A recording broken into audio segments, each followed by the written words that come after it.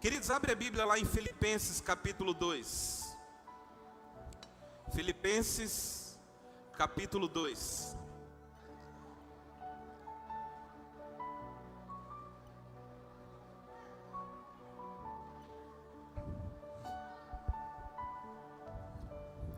Quem trouxe a Bíblia aí, levanta a Bíblia. Amém? Quem ama a Bíblia aí? Dá um glória a Deus. Não. Quem ama a Bíblia, dá um glória a Deus aí.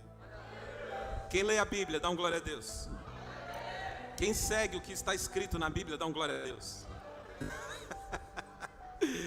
Parece que o glória a Deus vai diminuindo, né? Mas a minha oração, cara, é para que eu e você, a gente dê passos, para a gente ser obediente àquilo que Deus tem para nós. Amém?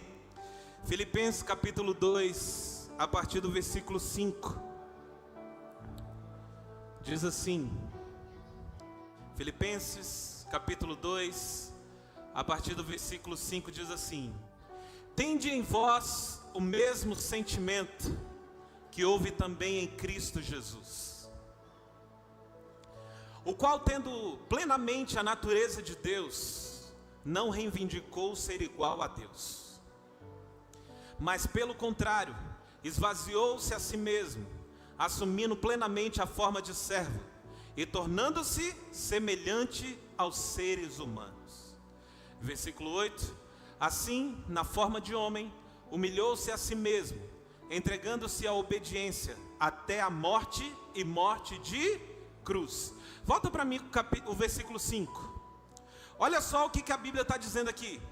Tende em vós. A Bíblia está falando que nós precisamos ter, amém? Em mim e em você.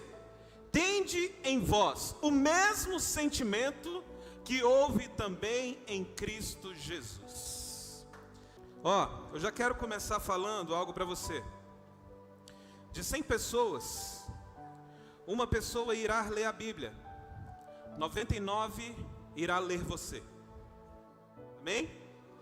Entenda que hoje nós vivemos numa geração onde todo mundo tem acesso à nossa vida, à nossa história.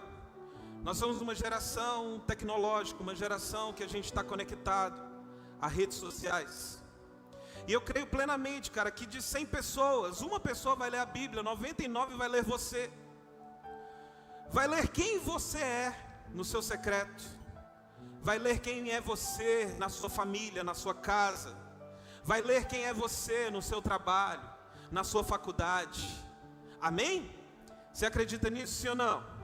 Quantos se consideram discípulos de Jesus? Então entenda que as pessoas irão ler você. Eu quero falar algo simples, mas extremamente poderoso, cara. Quando se tem a revelação disso, eu vou falar de novo, é algo simples, mas extremamente poderoso. Se você tiver revelação disso, Jesus, ele é real. Amém? Ele está vivo e ele mora dentro de você. Eu acho que você não entendeu. Eu acho que você ainda não chegou. Eu estou dizendo que isso é algo simples, mas é poderoso se a gente tiver a revelação de algo tão simples. Jesus, ele é real. Jesus está vivo. E Jesus mora dentro de você.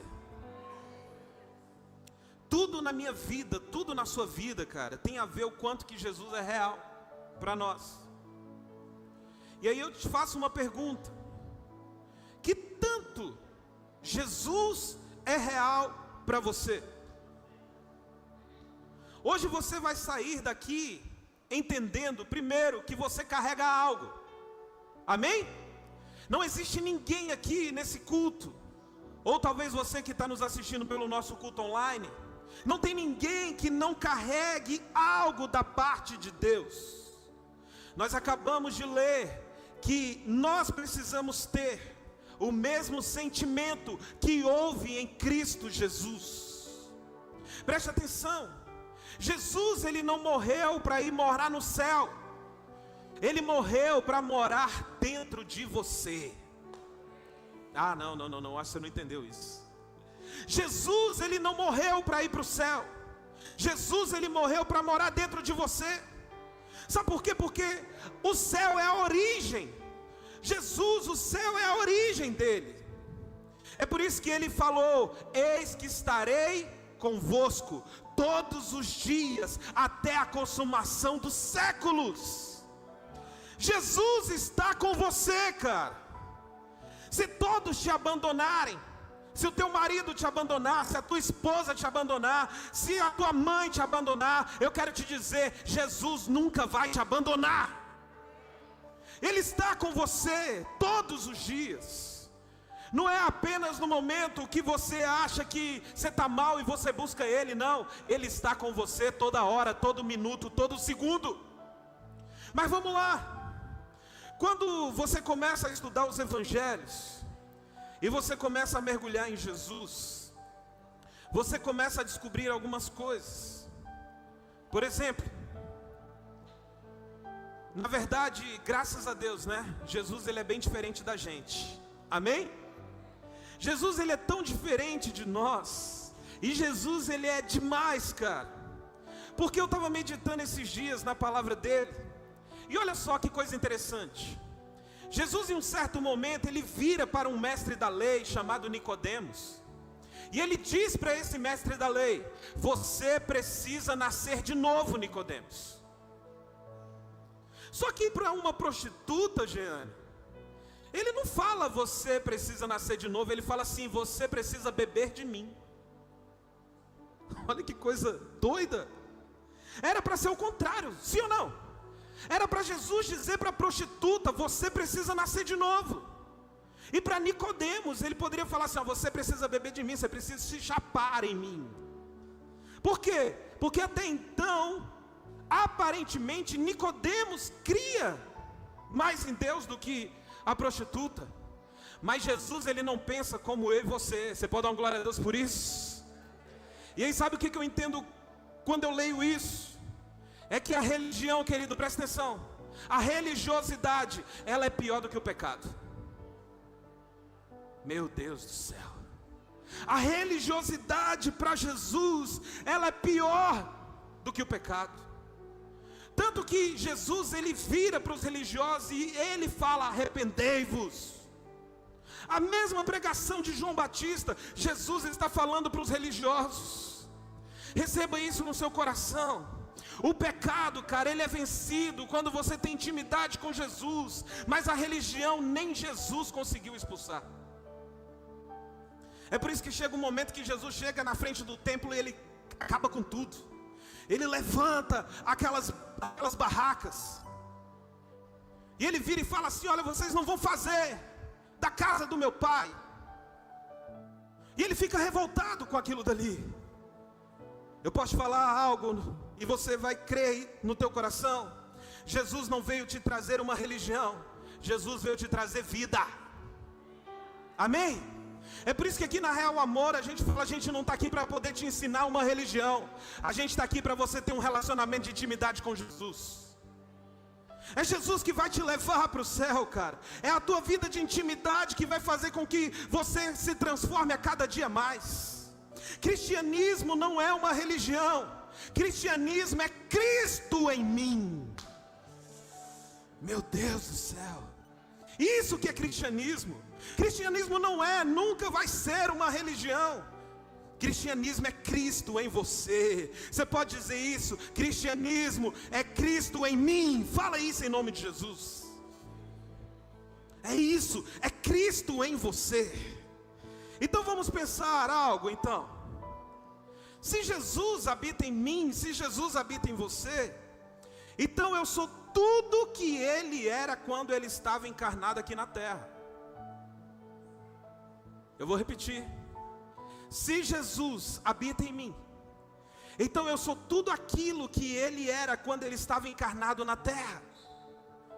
É por isso que Filipenses diz: tende em vós o mesmo sentimento que houve em Cristo Jesus. A primeira mensagem de Jesus não foi diferente da de João Batista: arrependei-vos. E essa palavra, arrependei-vos, no original, ela significa metanoia, mudança de mentalidade. Ou seja, o que Jesus estava querendo ensinar: mude a sua maneira de pensar. Nós precisamos mudar a nossa maneira de pensar, amém ou não? Amém? Ele estava pregando, cara, para os religiosos, e ele estava dizendo: a maneira que vocês pensam está errada. Mude a maneira de pensar. E aí talvez eu e você, talvez a maneira que estamos pensando está errado, mas hoje é o dia de você começar a ver o evangelho da forma certa. Sabe qual é o grande problema dos nossos dias? É achar que a vida do meu irmão é melhor do que a minha. É ou não é? Muitas vezes a gente está aqui, ó, aí a gente está assim, ó, e aí a gente acha que a vida do meu irmão é melhor do que a minha. Agora eu faço uma pergunta para você: o seu pai é diferente do seu irmão? O seu pai celestial, ele é diferente do seu irmão? Sim ou não? Vocês são filhos, nós somos filhos de deuses diferentes? Sim ou não? Responde. Não, nós não somos. Então entenda, não é o que o teu pai não te deu, é a maneira como você recebeu aquilo que ele te deu. Amém? Eu vou repetir, não é aquilo que o teu pai não te deu, é a maneira que você recebeu aquilo que ele te deu. É por isso que a Bíblia fala que se a gente for fiel no pouco, sobre o muito, o que vai acontecer? Deus vai nos colocar. Sabe qual é a nossa dificuldade? É que a gente não tem visto, a gente não tem valorizado aquilo que Deus já nos entregou. Aí a gente fica olhando para os stories dos nossos irmãos, e aí a gente acha que a gente não está recebendo. Mas eu quero te dizer, querido, em nome de Jesus, o teu pai, ele já te deu tudo o que você precisa para você ser feliz. Amém? O teu pai já te deu tudo para você ser feliz com aquilo que você já tem. E aí eu posso te dar uma dica: seja fiel naquilo que Deus já te deu, e você vai ver aonde Deus vai te colocar. Só que tudo depende do nosso coração, cara. O que te impede não é Deus, muitas vezes é a tua mentalidade. Lembra da parábola do filho pródigo? 2 filhos, criados da mesma maneira. Um era filho, o outro era empregado. Mentalidade. Por isso que quando o filho vai reclamar e vai falar para o pai: pai, eu estou te servindo tantos anos e você nunca matou um bezerro para eu me alegrar com os meus amigos. Aí é como se Deus estivesse falando assim: filho, você ainda não entendeu, tudo que é meu é teu. Então é uma questão de mentalidade, cara. A minha oração é para que a nossa mente hoje seja transformada, amém? Isso aqui pode mudar a sua vida. A questão não é o que Jesus fez por você, mas é o quanto você assimilou do que Ele fez por você. Se você entender de uma vez por todas o preço que foi pago, aquilo que Jesus fez por você, o teu posicionamento vai mudar a partir de hoje. A tua vida vai mudar a partir de hoje. Colossenses capítulo 1, versículo 13. Coloca aí, por favor. Colossenses capítulo 1, versículo 13. Olha só. Ele nos resgatou. Algumas versões diz: Ele nos libertou do domínio das trevas e nos transportou para o reino do Filho amado. Ele nos libertou, cara, do império das trevas e nos transportou para o reino do Filho do seu amor. Agora presta atenção. É por isso que quando você for ler a Bíblia, você tem que prestar atenção em todos os detalhes. Preste atenção na conjunção desse verbo. A Bíblia diz: Ele nos libertou. Diga, libertou. Ele libertou. Então eu quero te dizer, você já é liberto. Amém? Não, acho que você não entendeu. Eu estou dizendo que a Bíblia diz, Ele nos libertou. Então isso significa que você já é liberto. Você já é livre. O que é essa libertação, cara? Jesus, Ele te tirou de um lugar e te colocou em outro. Você consegue compreender isso? E é uma notícia boa. Isso não vai acontecer. Isso já aconteceu. Só que, aonde você está?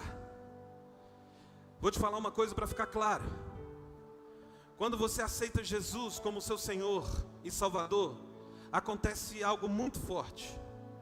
Eu quero que você preste atenção nisso que eu vou falar para você. Primeiro, como Salvador, eu tenho uma condição nele. A partir do momento que eu aceito Jesus, eu tenho uma condição nele. Então, por meio de Jesus, eu recebo a salvação. Amém? Da mesma forma como o Senhor, agora preste atenção, eu quero que você, chape comigo no que eu vou falar nessa noite. Porque esses dias eu estava pensando nisso e eu falei, cara, que coisa incrível, que coisa poderosa. Só que como o Senhor, Ele quer ter uma relação conosco de tanta intimidade, que além da gente ter uma condição nele, o Senhor também tem uma condição em nós. Pastor, como assim? Jesus não morreu apenas para te dar uma condição, mas Ele morreu para você também ter uma condição nele. Você precisa entender isso. Jesus, Ele não morreu apenas para te dar uma condição, apenas para você ser salvo. Ele morreu e ressuscitou para também você ter uma condição, para que você tenha uma condição nele e ele em você. É por isso que a Bíblia diz, Cristo em mim, o quê? Cristo em mim, o quê? A esperança da glória. É Cristo em você. Você está aqui em nome de Jesus. A ideia de Jesus é, eu te dou o meu espírito, mas eu quero o seu corpo. Porque Jesus, o Espírito Santo, Ele não está longe. Onde o Espírito Santo habita hoje em dia? Ei, real amor, em nome de Jesus. Onde o Espírito Santo habita hoje em dia? Fala em mim. Em mim. Então o Senhor também tem essa condição em nós. Você vive em mim, eu em você. É o Senhor falando para nós hoje. E isso é incrível, isso é poderoso demais. Cara, se você compreender a dimensão disso que eu estou te falando, não terá como você não começar a ser reconhecido por aquilo que você carrega. Eu quero declarar sobre a tua vida, você irá refletir Ele neste tempo, nesta geração. Eu gosto muito do pastor Douglas Gonçalves, porque ele teve uma revelação do ministério dele, Jesus Copy. Ou seja, nós somos uma cópia de Jesus. O diabo, ele só te vence na sua ignorância. Porque se você souber quem é você, já era para ele. Amém? É por isso que a Bíblia fala, resistir ao diabo. E ele vai fazer o quê? Vai pegar o beco. Ele vai fugir de você. Eu vou te dar outro texto. Colossenses capítulo 3, versículo 3, diz assim: porque morrestes, e a vossa vida está oculta juntamente com Cristo em Deus. Jesus não te escondeu em um lugar, porque senão o diabo te acharia. Mas eu quero te dizer que Ele te escondeu nele. Ou seja, você está escondido em Deus, cara. Você entende isso em nome de Jesus? Jesus pegou você, escondeu dentro dele. nele e ele entrou em Deus. Pastor, que viagem é essa? Então, onde então o diabo te acha? Quando você decide ficar fora de Jesus, aí o diabo te acha. Agora, se você estiver nele e ele em você, a Bíblia diz que o diabo vai estar onde? Debaixo do nosso pé. 1 Coríntios capítulo 6, versículo 17 diz assim: mas aquele que se une ao Senhor é um espírito com ele. Olha que coisa poderosa, irmãos. Aquele que se une a Jesus é um espírito com ele. Então você e Cristo são quantos? Diga, um. Então vamos racionar aqui. Você vence o diabo fazendo o quê? Diga, nada. Se você está com Jesus, se você é um com Jesus, o que você precisa fazer para vencer o diabo? Nada. Porque tudo que eu não tinha condições de fazer, Jesus ele fez. Por mim. Jesus ele venceu. Então se eu estou nele, querido, acabou. Faz sentido, sim ou não? É por isso que em um determinado momento, cara, eu já contei isso aqui algumas vezes, mas sempre tem pessoas novas. Eu estava passando por um momento de guerra espiritual muito forte. E foi um momento assim que era bem no início da minha conversão. E eu me identificava muito com a galera pentecostal. E aí eu lembro que eu estava no carro dirigindo. E aí eu comecei a fazer uma oração daquelas pentecostal, brigando com o diabo. Satanás, você não tem poder contra a minha vida. Satanás, eu te repreendo. Você está debaixo do meu pé. E comecei a gritar e brigar com o diabo. Aí eu ouvi uma voz falando para mim assim: Bruno.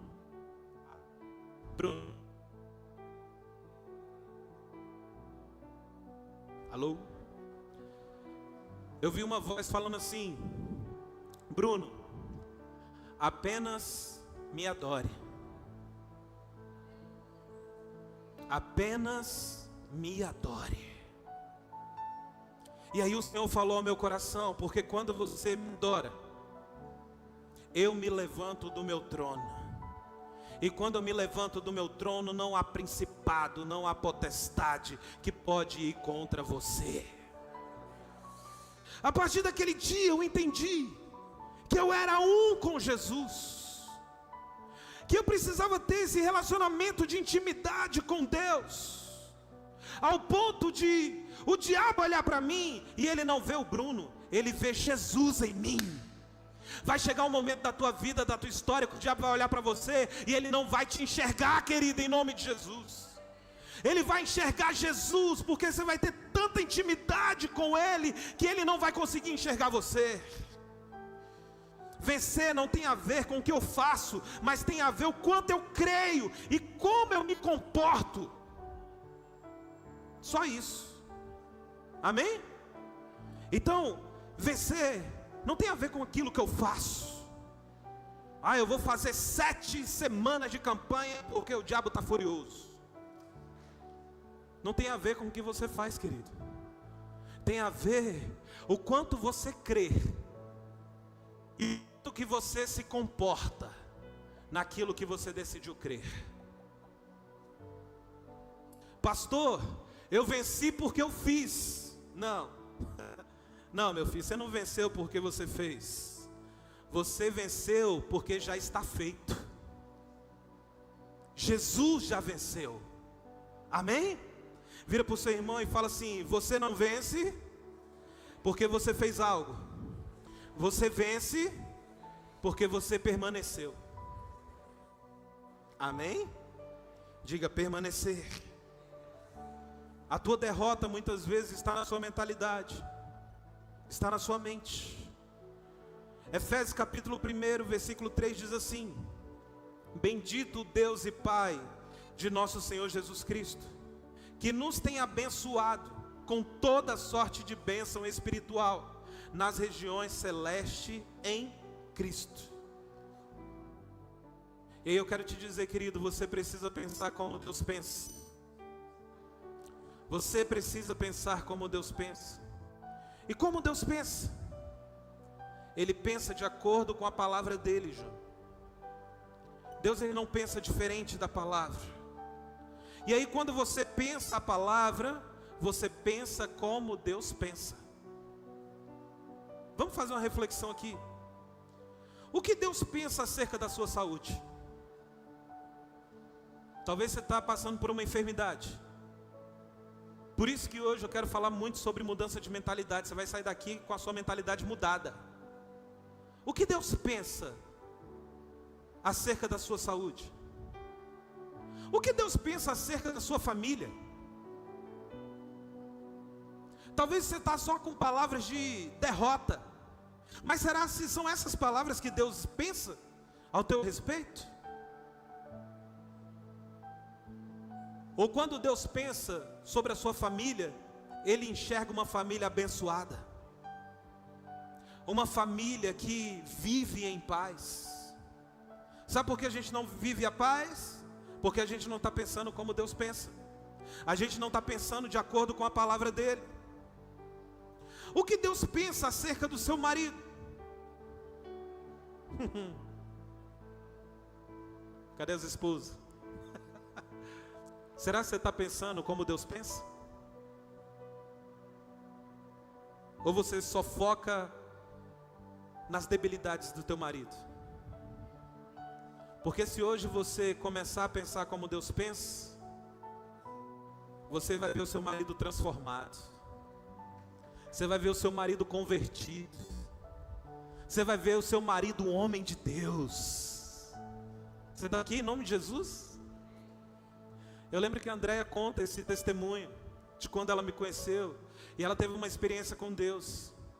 Ela me viu da forma que eu estou hoje. Foi ou não foi, amor? Mas antes, misericórdia. Se ela fosse enxergar apenas com o olhar da Andréia, ela tinha terminado comigo. Ela não tinha ficado comigo. Mas por meio da experiência que Deus deu para ela, ela permaneceu. Ela lutou, e como lutou, aleluia. Ela pagou um preço pela minha vida. Então, esposas, isso também serve para os maridos. Comece a enxergar hoje como Deus enxerga o teu cônjuge. O que Deus pensa do diabo em relação a você? O que é que Deus pensa? Eu acabei de ler o texto bíblico. A Bíblia diz que Deus te libertou. Ele não vai te libertar. Deus te libertou. Agora você vai crer nessa palavra e vai começar a vivê-la de uma forma diferente. Aí é uma questão sua. Como então, pastor, eu vivo essas bênçãos que você está falando? Efésios capítulo 2, versículo 6 diz assim, ó: e juntamente com Ele, juntamente com Jesus, juntamente com Ele, nos ressuscitou e nos fez assentar nos lugares celestiais em Cristo Jesus. E o interessante, cara, é que quem está escrevendo essa carta para a igreja de Éfeso é o apóstolo Paulo, e ele está preso. Agora pensa comigo. É por isso que o apóstolo Paulo é o cara que mais escreve sobre mudança de mentalidade. Porque mesmo preso, ele tinha revelações daquilo que Jesus pensava ao respeito dele. Peraí, eu estou preso, como assim eu estou preso? E Paulo está escrevendo assim, olha, e juntamente com Ele nos ressuscitou e nos fez assentar nos lugares celestiais em Cristo Jesus. A ideia não é o que Deus irá fazer, mas é como você pensa naquilo que Ele já fez. Posso falar? Deus não vai fazer, já está feito. Está consumado. Jesus não morreu para ir morar no céu. Ele morreu para morar dentro de você. Eis que estarei convosco todos os dias até a consumação dos séculos. Outra coisa que eu quero falar com vocês. Muitas pessoas, elas não entendem o que é fé.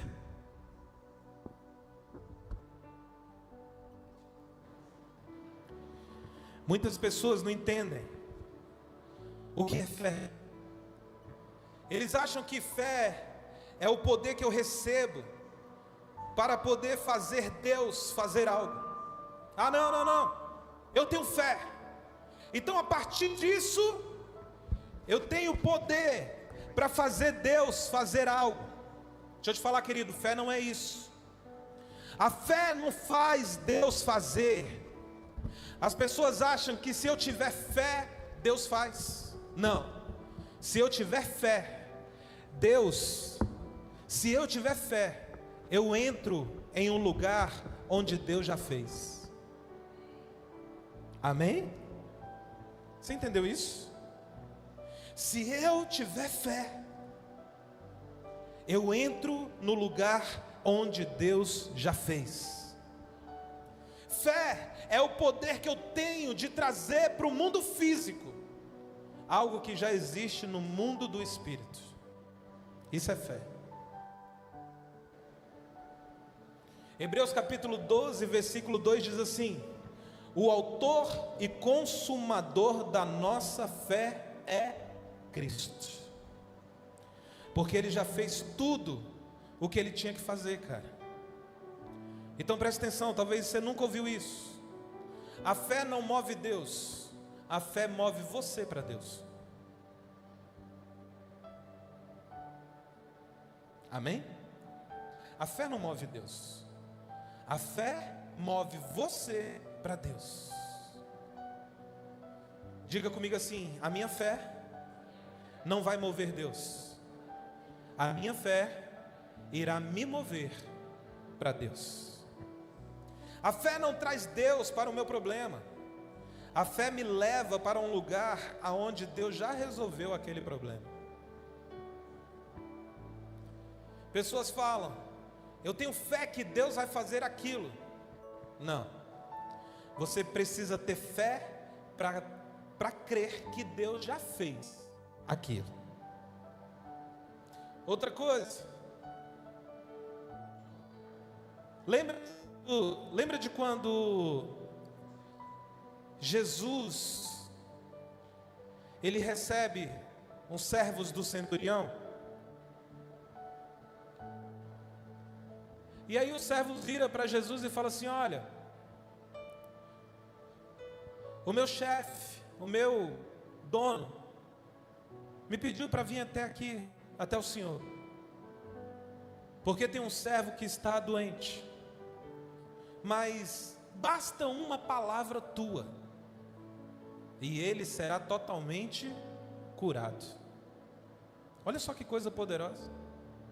Aí Jesus fala assim: eu nunca vi uma fé como a desse homem. Sabe por quê? Porque o centurião já estava no lugar onde Deus já fez. Está entendendo? Ele já estava crendo no milagre. Para ele, o servo já estava curado. Por isso que ele fala assim: olha, basta uma palavra tua e ele será curado. Outra coisa que eu quero ensinar para você: a fé nem sempre livra, mas a fé sempre vai te guardar. Porque às vezes você vai entrar em problemas justamente por causa da sua fé. É por isso que nem sempre ela vai te livrar, mas ela vai te guardar. Tem gente achando que a fé te livra do problema, mas às vezes a fé te coloca no problema. Pergunta para Daniel. Pergunta para ele: o que a fé dele provocou. Ele foi colocado aonde? Ele foi jogado aonde? Aonde? Na cova dos leões. Pergunta para Sadraque, Mesaque e Abidnego, o que a fé deles provocaram. Ele foi jogado aonde?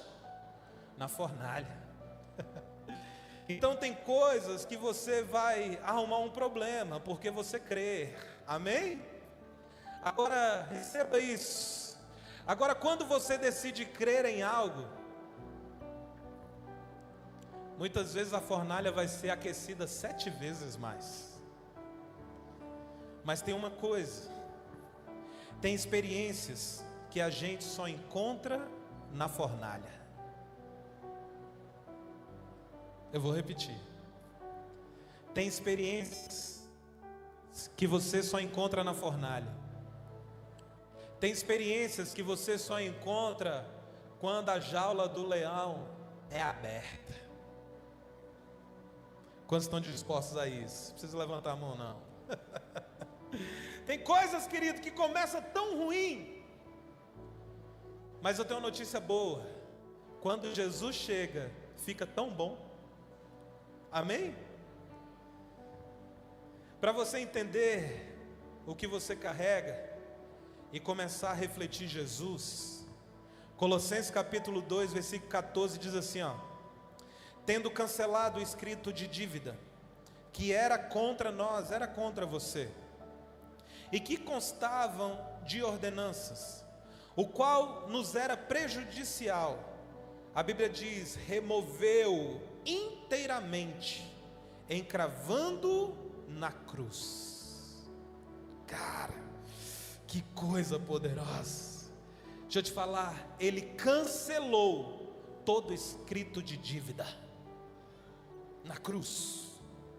Existe algo que você precisa pagar, existe algo que nós precisávamos pagar, mas ele foi lá e pagou todo o boleto. Você pode dar uma glória a Deus por isso?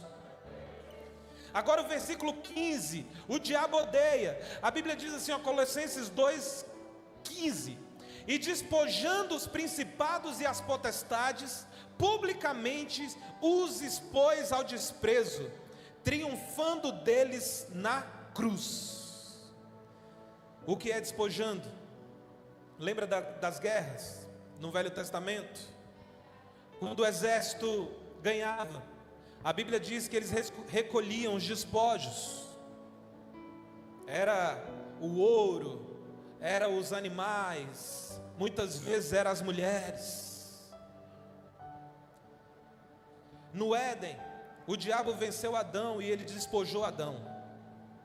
Só que eu quero te dizer, querido, que na cruz, Jesus venceu o diabo e ele despojou o diabo. Tudo que o diabo tirou do homem no Éden, Jesus tomou do diabo na cruz do Calvário.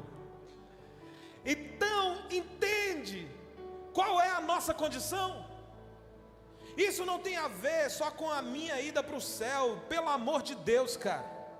Se Deus te quisesse no céu, assim que você aceitasse Ele já te levava.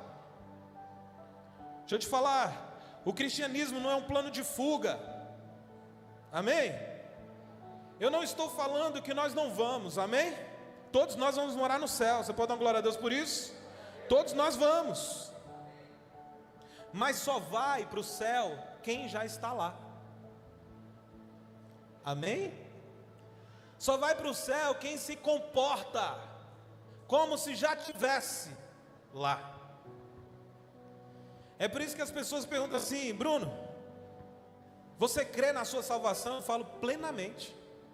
Eu já estou lá. Eu já me vejo pisando nas ruas de ouro, aleluia. Amém? Eu já me vejo. Eu anseio por isso, cara, eu já estou lá. Tem pessoas que têm uma agonia. Eu quero ir, eu quero ir. Deixa eu te falar, céu é lugar de vencedor. Amém? Então para de fugir das suas guerras e traga Deus para a guerra. Traga Deus para esse lugar que você está enfrentando. Sabe o que Deus está falando para nós hoje? Deixa eu refletir em você. Deus, Ele quer refletir você na sua família, amém? Deus, Ele quer refletir você na sua faculdade. Deus, Ele quer refletir você no seu trabalho. Deus quer refletir você aonde você estiver. O Evangelho é o que nós temos de mais poderoso, amém? Uma coisa que eu estava refletindo essa semana é: como é que o Pai me vê? Como é que Deus me vê? Aí eu tive essa resposta diante dessa palavra. Deus me vê através de Cristo, amém? Quem é Cristo? Cristo é o óculos de Deus. Quando o Pai quer ver tudo perfeito, sabe o que Ele faz? Ele coloca o óculos de Cristo. Ele coloca o óculos chamado Jesus, e aí Ele vê você perfeitamente. É por isso que você precisa ser apaixonado por Jesus, amém? A Bíblia diz lá em Colossenses, a fim de que apresentemos todo homem perfeito em Cristo. Algumas versões dizem, até chegarmos a sermos varões perfeitos. A única maneira do homem ser aperfeiçoado, querido, é em Cristo. Não é pelas suas obras, não é por aquilo que você faz, mas é pela sua entrega confiante naquilo que Jesus já fez. Aí o Pai, antes de te ver, Ele olha para onde? Ele olha para Jesus. Por isso que Jesus, Ele disse o quê? Eu sou o caminho, a verdade e a vida. Ninguém vai ao Pai a não ser por mim. Então o Pai, Ele nos vê através de Jesus, através de Cristo. Agora eu vou falar o que você vai vibrar. Como o mundo vê Cristo? Se o Pai vê a gente por meio do óculos chamado Cristo, chamado Jesus, como é que o mundo vê Cristo? O Pai, Ele nos vê através de Cristo. Agora, Tony, como o mundo vê Cristo? Lá no céu, você é visto através dele. Agora aqui na terra, ele é visto através de você.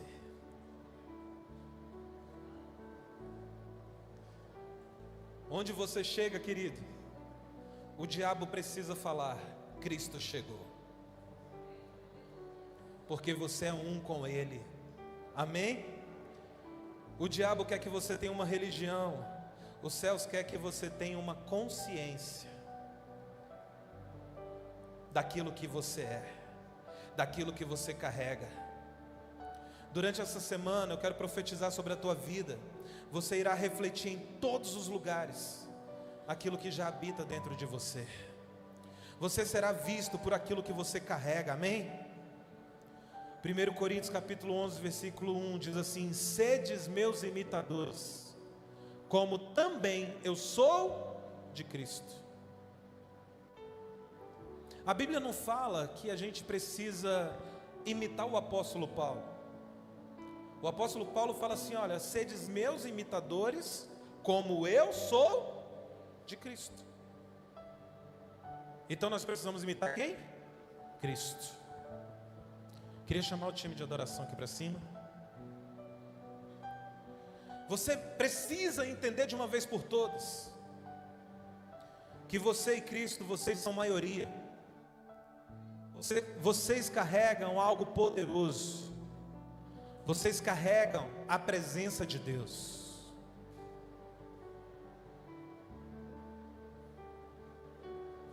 A minha oração,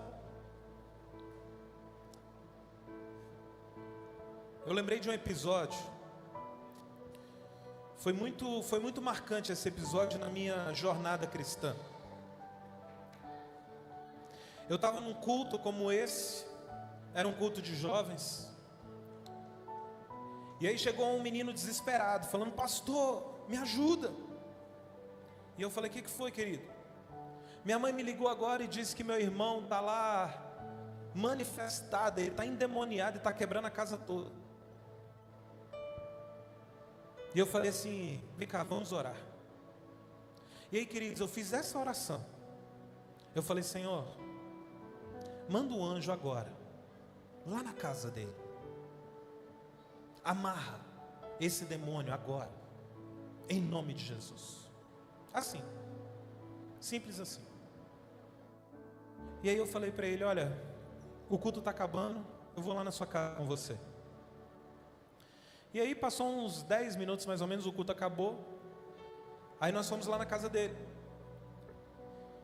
E aí quando a gente chegou no portão,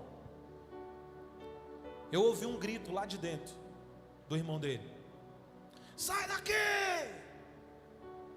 Com aquela voz estranha. E aí quando eu me aproximei da porta da sala, aí ele deu outro grito: sai daqui!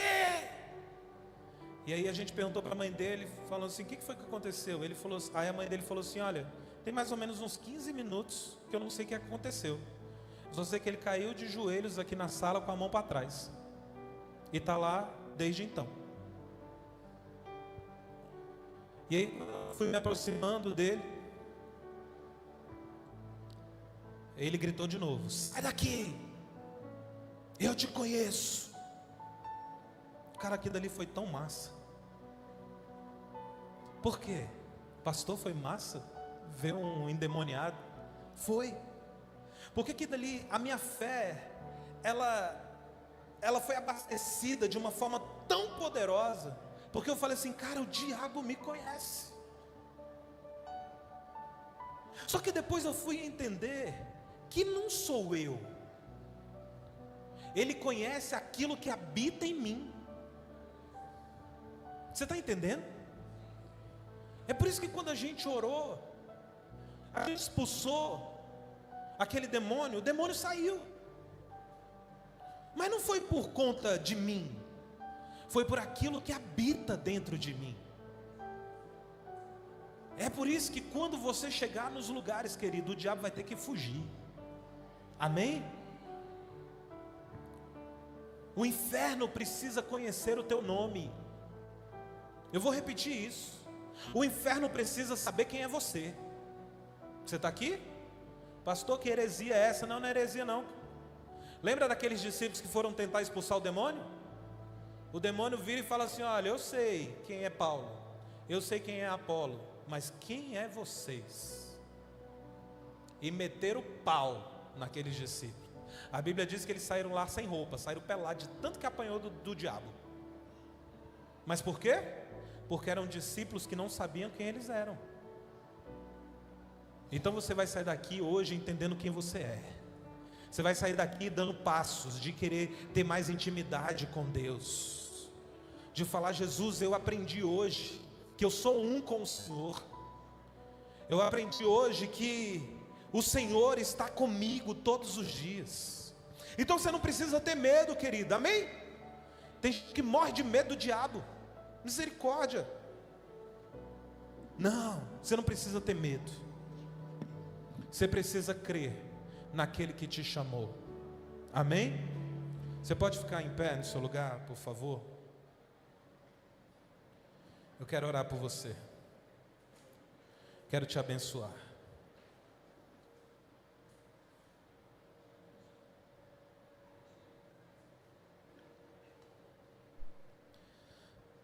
Eu quero dizer que você carrega uma porção que é única. Amém? E nesse tempo, Deus está levantando pessoas, cara, para serem instrumentos dele nessa terra. Você vai ser uma voz para esta geração. Você vai ser uma voz para a sua família, para os seus amigos. Amém? As pessoas irão ler você. As pessoas irão olhar para a tua vida e vai se inspirar. As pessoas vão olhar para o teu relacionamento, para o teu casamento e vai falar assim: olha, eu quero ser como eles. Você está aqui em nome de Jesus? Eu creio plenamente nisso, cara. Eu creio que nesse tempo Deus está mudando muitas coisas em nós. Mas você precisa abrir o teu coração. Você precisa crer. Você precisa hoje tomar uma atitude e falar: Senhor, eu vou mudar a minha mentalidade. Talvez a religião te machucou. Talvez a religião te estraçalhou. Mas eu quero dizer que ainda há tempo. Amém? Ainda há tempo de você viver um relacionamento de intimidade com Jesus.